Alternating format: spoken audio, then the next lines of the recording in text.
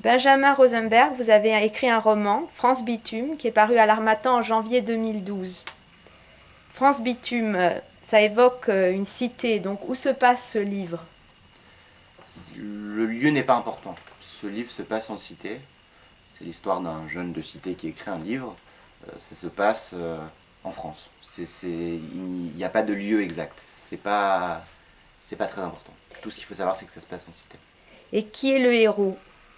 Il y a plusieurs héros. Il y a Aziz, ce jeune de cité un peu perdu qui décide d'écrire un roman. Et il y a Jean-Marc, le héros du roman d'Aziz, qui est un jeune Trouvillet des années 70, qui décide de descendre sur Paris pour découvrir le Paris des années 70. Il y a deux héros. L'un des thèmes de ce livre est la culture urbaine. Est-ce que vous pouvez nous parler un peu de cet aspect-là? Oui, c'est un aspect essentiel de ce roman. Étant donné que ce roman se passe en cité, j'avais envie de décrire le quotidien des cités et également la manière dont les jeunes de cité se reconnaissent entre eux. Et la culture urbaine, c'est donc le rap, c'est donc le slam, cette nouvelle forme de rap qui consiste à parler, pas forcément avec des rimes.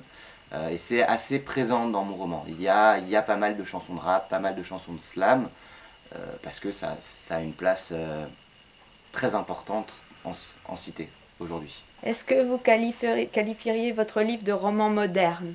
Oui, ah oui, oui, c'est un roman moderne, ça parle énormément d'internet par exemple.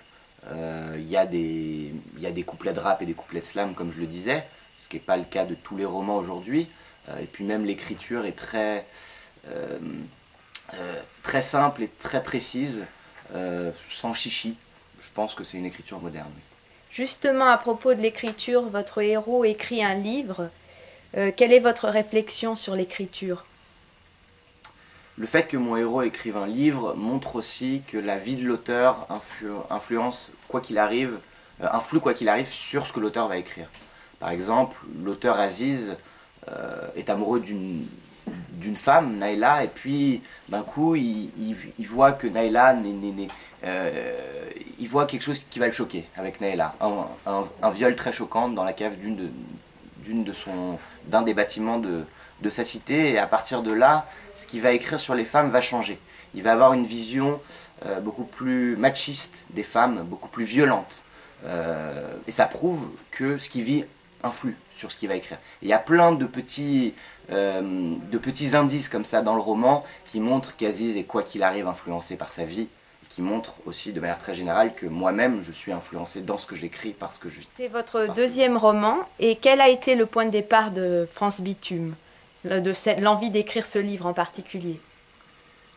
Tout d'abord, c'était l'envie d'écrire sur les problèmes sociaux français. Je sais qu'il y a beaucoup d'écrivains, même de ma génération, qui aiment écrire sur leur quotidien, sur ce qu'ils vivent. Moi, j'avais envie d'écrire sur ceux qui souffrent le plus aujourd'hui. Donc j'avais envie d'écrire un livre sur les cités. Alors je suis allé en cité, j'ai découvert ce monde que je connaissais déjà un petit peu, parce que ça m'a toujours intéressé.